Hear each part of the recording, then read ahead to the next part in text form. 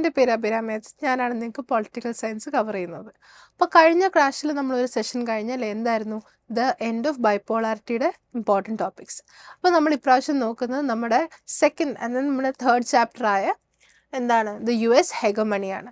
നമുക്ക് നമ്മുടെ ചാപ്റ്ററിലേക്ക് കടക്കാം അല്ലേ. അപ്പോൾ എന്താണ് ഫസ്റ്റ് തന്നെ നമ്മൾ നോക്കുന്നത് യൂണിപോളാർ വേൾഡിൻ്റെ എന്തായിരുന്നു അതിൻ്റെ കോൺസെപ്റ്റ് എന്നുള്ള.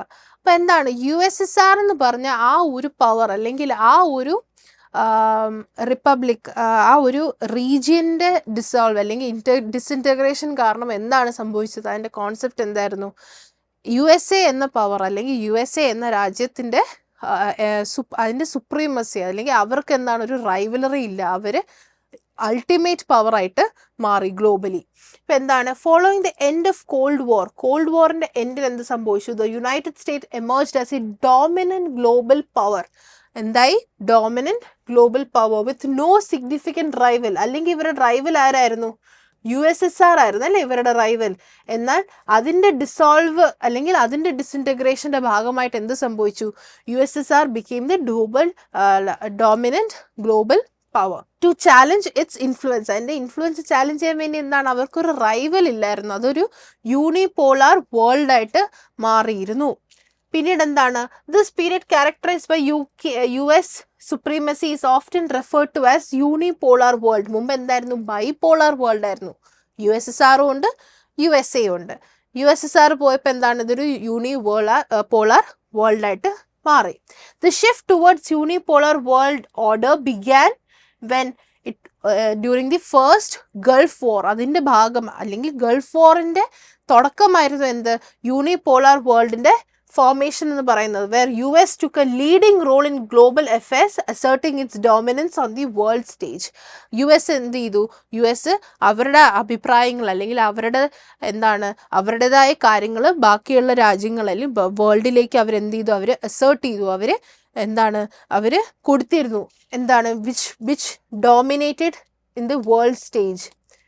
അങ്ങനെ അവരുടെ ഡോമിനൻസ് എന്ത് ചെയ്തു? അവർ വേൾഡിലേക്ക് കൊണ്ടുവന്നു. അങ്ങനെയാണ് യൂണിപോളാർ വേൾഡ് എന്നൊരു കോൺസെപ്റ്റ് വന്നതും അതിൻ്റെ കോൺസെപ്റ്റാണ് നമ്മളിപ്പോൾ പറഞ്ഞത്. അത് കഴിഞ്ഞ് നമ്മൾ നേരത്തെ പറഞ്ഞു ഫസ്റ്റ് ഗൾഫ് വാറിൻ്റെ ഭാഗമായിട്ടാണ് യൂണിപോളാർ വേൾഡ് എന്നൊരു കോൺസെപ്റ്റ് എമേർജ് ചെയ്തല്ലേ. എന്താണ് ഈ ഗൾഫ് വാർ എന്ന് പറയുന്നത്? ഇറാഖും കുവൈറ്റും തമ്മിലുള്ള വാറാണ് ഫസ്റ്റ് ഗൾഫ് വാർ. നമുക്ക് എന്താണെന്ന് നമുക്ക് നോക്കാം.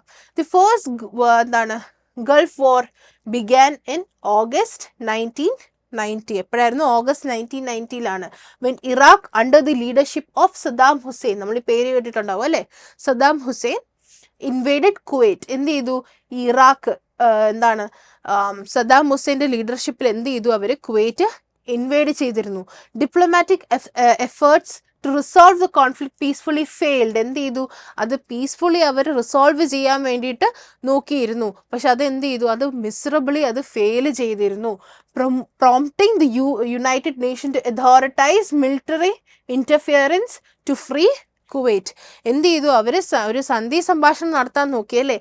അവരെന്ത് ചെയ്തു? അതിനെ സമാധാനത്തോടെ ഇത് വേണ്ട, കുവൈറ്റിനെ ഫ്രീ ചെയ്യണമെന്ന് ഇറാഖിനോട് റിക്വസ്റ്റ് ചെയ്തപ്പോൾ അത് ഫെയിലായി. അപ്പോൾ എന്ത് ചെയ്തു? UN മിലിറ്ററി ഫോഴ്സ് ഇൻ്റർവീൻ ചെയ്തിട്ട് എന്ത് ചെയ്തു? കുവൈറ്റിനെ ഫ്രീ ആക്കാൻ നോക്കിയിരുന്നു. This operation known as operation desert storm. എന്താണ് ഓപ്പറേഷൻ്റെ പേര്? കുവൈറ്റിനെ ഫ്രീ ചെയ്യാനുള്ള ആ മിലിറ്ററിയുടെ ഓപ്പറേഷൻ്റെ പേര് എന്തായിരുന്നു? Operation desert storm. സോ കോalition of 34 countries led by US. എന്തായിരുന്നു? 34 കൺട്രീസ് ഇൻക്ലൂഡിങ് USA അതിനെ എന്ത് ചെയ്തു?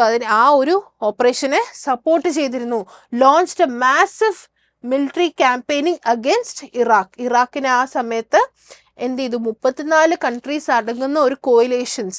ആ കോയിലേഷനിലെ മെയിൻ കൺട്രി ഏതായിരുന്നു? USA ആയിരുന്നു. എന്ത് ചെയ്തു? അവർ മിലിറ്ററി ഫോഴ്സ് അല്ലെങ്കിൽ മാസീവ് മിലിറ്ററി ഇൻ്റർവെൻഷൻ ആർക്കെതിരെ കൊണ്ടുവന്നു?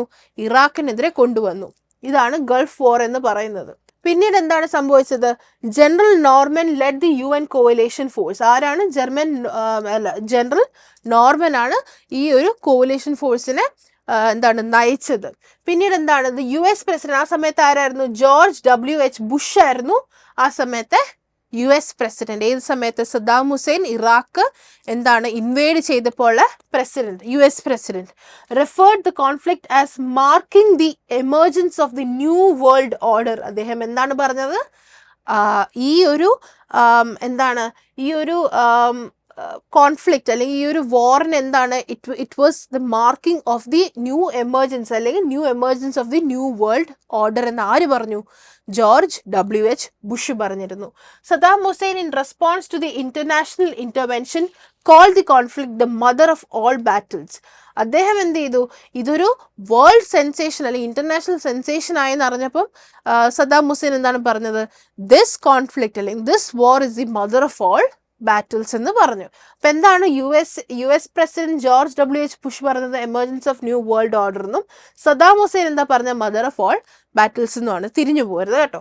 പിന്നീട് എന്താണ്? The war resulted in swift defeat of Iraqi force. എന്ത് ചെയ്തു? ഇറാഖി ഫോഴ്സ് കീഴടങ്ങി അല്ലെങ്കിൽ അവരെ ഡിഫീറ്റ് ചെയ്തിരുന്നു. Who were forced to retreat from Kuwait. കുവൈറ്റിൽ നിന്നും എന്ത് ചെയ്തു? അവരെ ഫോഴ്സ്ഫുള്ളി, കാരണം അവർ യുദ്ധം തോറ്റല്ലോ, അപ്പോൾ അവരെന്ത് ചെയ്തു? അവർ റിട്രീറ്റ് ചെയ്തു. ഇതാണ് ഗൾഫ് വാർ എന്ന് പറയുന്നത്. അത് കഴിഞ്ഞ് എന്താണ്? Bill Clinton's foreign policy focus. എന്താണത്? Bill Clinton served as president of United States for 2 terms. ഏതൊക്കെ ഇയറിലായിരുന്നു? 1992 to 2000. അപ്പോൾ അവിടെ ഒരാൾക്ക് എന്താണ് 2 തവണയാണ് പ്രസിഡൻ്റായിട്ട് അവിടെ നിൽക്കാൻ പറ്റുന്നത്. അപ്പോൾ ആരാണ്? ബിൽ ക്ലിന്റൺ 2 തവണയും എന്താണ് പ്രസിഡൻ്റായിട്ട് നിന്നു. ഏതൊക്കെ ഇയറിലായിരുന്നു? 1992 to 2000 ആ ഒരു കാലഘട്ടത്തിലായിരുന്നു ഉണ്ടായിരുന്നത്. പിന്നീട് എന്താണ്? During his presidency the US adopted more inward focus approach and less emphasis on military intervention. അവർ എന്ത് ചെയ്തു? അവർ ഇൻവേർഡ് ഫോക്കസിലേക്ക്, ഇൻവേർഡ് ആയിട്ടുള്ള കാര്യങ്ങളിലേക്കാണ് അവർ ഫോക്കസ് ചെയ്തത്. മിലിറ്ററി ഇന്റർവെൻഷനെക്കാട്ടിലും ബിൽ ക്ലിന്റണിനുള്ള സമയത്ത് അവർ ഫോക്കസ് ചെയ്തത് ഇൻവേർഡ് ആയിട്ടുള്ള ഇന്റേണൽ ആയിട്ടുള്ള ഇഷ്യൂസിലാണ് അവർ കൂടുതലും ഫോക്കസ് ചെയ്തിരുന്നത്. Clinton's foreign policy was characterized by the focus of soft issues. എന്താണ്? The focus on soft issues. Mainly അവരെന്താണ്? ഹാർഡ് ഇഷ്യൂസ് എന്ന് പറയുന്നത് എന്താണ്? മിലിറ്ററി ഇൻ്റർവെൻഷൻസും പിന്നെന്താണ് അങ്ങനെയുള്ള മിലിറ്ററി ഇൻവോൾവ്മെൻ്റ് ഉള്ളത് ഹാർഡ് ഇഷ്യൂസ്. അങ്ങനെ അല്ലാതെ ക്ലിന്റൺ എന്താണ് ഫോക്കസ് ചെയ്തിരുന്നത്? അവർ സോഫ്റ്റ് ഇഷ്യൂസിലേക്കാണ് ഫോക്കസ് ചെയ്തിരുന്നത്. Such as promoting democracy, addressing climate change and encouraging global trades, അങ്ങനെയുള്ള കാര്യങ്ങൾ ആയിട്ടാണ് എന്ത് ക്ലിന്റൻ്റെ സമയത്തുള്ള ഭരണം പോയിരുന്നത്. അവർ എന്താണ് മിലിറ്ററി ഇൻ്റർവെൻഷൻസിനെക്കാട്ടിലും അവർ കൂടുതലും ഫോക്കസ് ചെയ്ത് ക്ലൈമറ്റ് ചേഞ്ചും അങ്ങനെയുള്ള ഗ്ലോബലി അവർ ഉള്ള പ്രോബ്ലംസ് അവർ എന്താണ് പിന്നെന്താണ് ഡെമോക്രസി പ്രൊമോട്ട് ചെയ്യാനും അങ്ങനെയുള്ള കാര്യങ്ങളായിരുന്നു ഉണ്ടായിരുന്നത്. പിന്നീട് എന്താണ്? The US under the Clinton moved away from the hard politics of military power and security, opting instead of diplomatic engagement and economic collaboration. അപ്പോൾ എന്താണ്?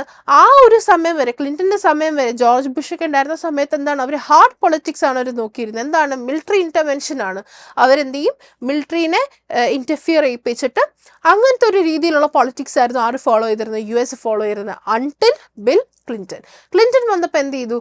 അദ്ദേഹം എന്താണ് സമാധാനപരമായിട്ട് അല്ലെങ്കിൽ കൂടുതലും എന്താണ് സോഫ്റ്റ് ഇഷ്യൂസ് ആയിട്ടുള്ള, അത് മെയിൻ നമ്മുടെ വേൾഡ് എന്താണ് ഫേസ് ചെയ്യുന്ന ഇഷ്യൂസിനെ അഡ്രസ്സ് ചെയ്യുന്ന കാര്യങ്ങളായിരുന്നു അദ്ദേഹം കൂടുതലും ഫോക്കസ് ചെയ്തിരുന്നത്. ആ സമയത്ത് എന്ത് പറ്റി? US-ന്റെ ആ ഒരു അപ്രോച്ച് മാറിയിരുന്നു. ഹാർഡ് പൊളിറ്റിക്സ് അവരെന്ത് ചെയ്തിരുന്നു? അവരപ്പം തന്നെ എന്താണ് പെട്ടെന്ന് എന്താണ് നമ്മൾ പറയില്ലേ പറഞ്ഞു തീരുന്നതിന് മുമ്പേ നമ്മൾ എടുത്തു ചാടി പോകുന്ന ആ ഒരു സ്വഭാവത്തിൽ നിന്ന് മാറിയിട്ട് അവർ കൂടുതലും എന്താണ് മെയിൻ ഇഷ്യൂസിലേക്ക് ഫോക്കസ് ചെയ്യാൻ തുടങ്ങിയിരുന്നു. അത് കഴിഞ്ഞ് വരുന്നതാണ് ഓപ്പറേഷൻ ഇൻഫിനിറ്റ് റീച്ച്. എന്താണ് operation infinite reach? In 1998, US embassies in Nairobi, Kenya and Dar es Salaam, ഈ സ്ഥലങ്ങളിൽ, ഈ 3 ആഫ്രിക്കൻ സ്ഥലങ്ങൾ എന്ത് ചെയ്തു? അവിടുത്തെ എംബസീസിനെ ബോംബ് ചെയ്തു. അവിടുത്തെ ടെററിസ്റ്റ് ഏതാണ്? അൽ ഖയ്ദ എന്ന് പറഞ്ഞ ടെററിസ്റ്റ് ഗ്രൂപ്പ് ബോംബ് ചെയ്തു. ഏതൊക്കെ സ്ഥലമാണ്? Nairobi, Kenya and there es Salaam. In 1998, USA embassies in Nairobi, Kenya and Dar es Salaam, Tanzania was bombed by the terrorist group Al Qaeda, leading to the significant loss of life. എന്ത് ചെയ്തു? Terrorist അറ്റാക്കിൽ ഒരുപാട് ജീവൻ അവിടെ നഷ്ടപ്പെട്ടിരുന്നു. In response US president Bill Clinton ordered military strike known as the operation infantry reach. അതിൻ്റെ ഭാഗമായിട്ട് Clinton കൊണ്ടുവന്ന ഒരു മിലിറ്ററി സ്ട്രൈക്കാണ് എന്ത് ഓപ്പറേഷൻ ഇൻഫിനിറ്റി റീച്ച് എന്ന് പറയുന്നത്. The operation involve the launch of cruise missile strikes by the US against the al Qaeda targets in Afghanistan and Sudan. അഫ്ഗാനിസ്ഥാനിലും സുഡാക്കിലും ഉണ്ടായിരുന്ന അൽ-ഖൈദയുടെ മെയിൻ പോയിന്റ്സ് അല്ലെങ്കിൽ ടാർഗറ്റ് പോയിന്റ്സിൽ എന്ത് ചെയ്തു, അവർ മിസൈൽ പുറപ്പെടുവിപ്പിച്ചു. എന്ത് ചെയ്തു അവർ ടെററിസ്റ്റ് ഗ്രൂപ്പിന്റെ അവിടെ ഒരു മിസൈൽ പുറപ്പെടുവിപ്പിച്ചു. This mark significant US military response to terrorism and was part of the broader global campaign against terrorist. അപ്പോൾ എന്താണ് USA ഇത് ശരിക്കും പറഞ്ഞാൽ എന്താണ്, it mark the significant opposition to terrorism. USAയുടെ സിഗ്നിഫിക്കൻറ്റ് ഒപ്പോസിഷൻ ടു ടെററിസം ആണ് ഈ ഒരു ഓപ്പറേഷൻ ഇൻഫിനിറ്റി റീച്ച് കാണിക്കുന്നത്. അത് മാത്രമല്ല ഇതൊരു ഗ്ലോബൽ സെൻസേഷൻ അല്ലെങ്കിൽ ഗ്ലോബൽ ഒരു ക്യാമ്പയിനായിട്ട് മാറിയിരുന്നു അഗെയിൻസ്റ്റ് ടെററിസം. അത് കഴിഞ്ഞ് വരുന്നതാണ് 9/11 അറ്റാക്സ്. അപ്പം 9/11 അറ്റാക്ക് എന്ന് പറയുന്നത് കുറച്ച് ഫേമസ് ആയിട്ടുള്ളത് നമ്മൾ കേട്ടിട്ടുണ്ടാവും. September 11 നടന്ന ഒരു അറ്റാക്കാണ്. On September 11, 2001 a terrorist group hijacked 4 American commercial plane. 4 American commercial plane എന്ത് ചെയ്തു, ഹൈജാക്ക് ചെയ്തു, ടെററിസ്റ്റുകൾ ഹൈജാക്ക് ചെയ്തു. 2 of the plane crashed in the World Trade Center towers in New York City, while other hit the Pentagon in Arlington, Virginia. അപ്പം എന്ത് ചെയ്തു, വെർജീനിയയിൽ രണ്ട് plain വെർജീനിയയിലും crash ചെയ്തു. ബാക്കി 2 പ്ലെയിൻ എന്ത് ചെയ്തു, വേൾഡ് ട്രേഡ് ടവേഴ്സിൽ ന്യൂയോർക്കിലുള്ളതിൽ അവർ ക്രാഷ് ചെയ്തു. Nearly 3,000 people were killed and the attack was known as 9/11.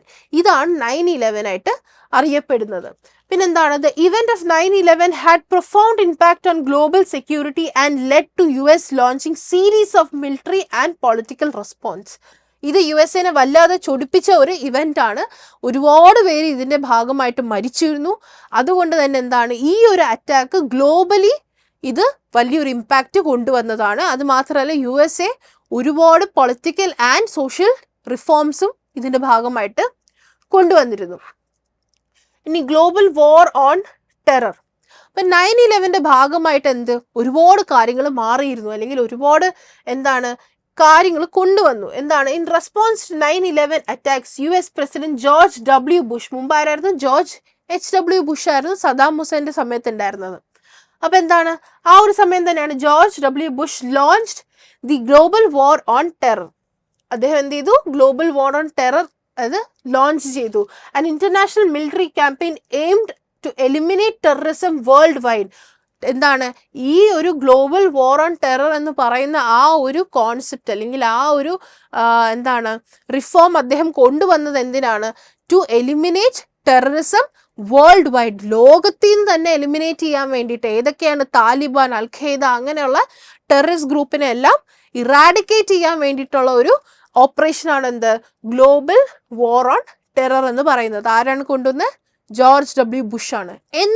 എന്തിന്റെ റെസ്പോൺസ് ആയിട്ടാണ്, 9/11 അറ്റാക്കിന്റെ റെസ്പോൺസ് ആയിട്ടാണ്. The focus was primarly on groups such as al Qaeda and Taliban which were believe to be behind the attacks. ഈ അൽ-ഖൈദയും താലിബാനും ആണ് ഇതിന്റെ പിന്നിലുള്ള എന്ന വിശ്വാസത്തോടു കൂടി തന്നെ അത് തന്നെയായിരുന്നു ഇങ്ങനത്തെ ടെററിസ്റ്റ് ഗ്രൂപ്പ് തന്നെയാണ് ഇതിന്റെ പിന്നിലെന്ന് വിശ്വസിച്ച് ആ ഗ്രൂപ്പുകൾ ഇറാഡിക്കേറ്റ് ചെയ്യാൻ വേണ്ടിയിട്ടാണ് US ഇങ്ങനെ ഒരു ഓപ്പറേഷൻ കൊണ്ടുവന്നത്. US and its allies sought to disrupt terrorist organizations and prevent further attacks on American and global interests. അവരെന്ത് ചെയ്തു, അവരുടെ മെയിൻ എയിം എന്ന് പറയുന്നത് ഇനി ഒരിക്കലും US ഇൻട്രസ്റ്റഡ് ഏരിയാസ് അല്ലെങ്കിൽ ഗ്ലോബൽ ഇൻട്രസ്റ്റിലുള്ള ഏരിയാസ് ആൻഡ് അമേരിക്കൻ ഏരിയാസിനെ ഒന്നും എഫക്റ്റ് ചെയ്യാതെ അല്ലെങ്കിൽ അവരെ ഒന്നും ടെററൈസ് ചെയ്യാതെ ഈ ഗ്രൂപ്പിനെ ഇറാഡിക്കേറ്റ് ചെയ്യണം എന്നൊരു എയിം ആയിരുന്നു ആർക്കുണ്ടായിരുന്നത്, അൽ-ഖൈദയും താലിബാനും പോലുള്ള ടെററിസ്റ്റ് ഗ്രൂപ്പിനോടുണ്ടായിരുന്നു. ക്രിസ്മസ് എക്സാം അങ്ങ് അടുത്തല്ലേ, എക്സാം എന്ന് കേട്ട് പാനിക് ആവണ്ട. ഇനിയുള്ള ചുരുങ്ങിയ സമയം കൊണ്ട് ഒരു എക്സ്പേർട്ട് മെന്ററിന്റെ സഹായത്തോടു കൂടി important topics, PYQ analysis, systematic revision എന്നിവയടങ്ങിയ ഒരു complete crash course package Gyan India നിങ്ങൾക്കായി വെബ്സൈറ്റിലൂടെ ഫ്രീ ഓഫ് കോസ്റ്റ് നൽകുന്നു. താഴെ കാണുന്ന ലിങ്കിൽ ക്ലിക്ക് ചെയ്യൂ, ഞങ്ങളുടെ ക്രാഷ് കോഴ്സിൽ ജോയിൻ ചെയ്യൂ.